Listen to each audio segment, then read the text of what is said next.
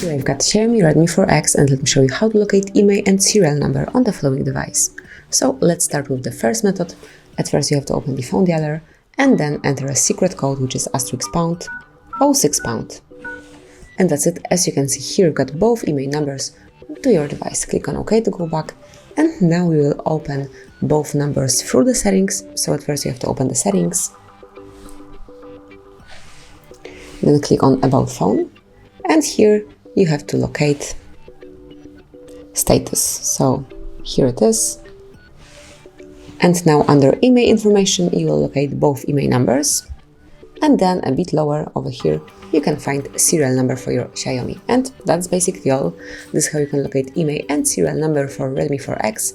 Thank you for watching. Please subscribe our channel and leave the thumbs up.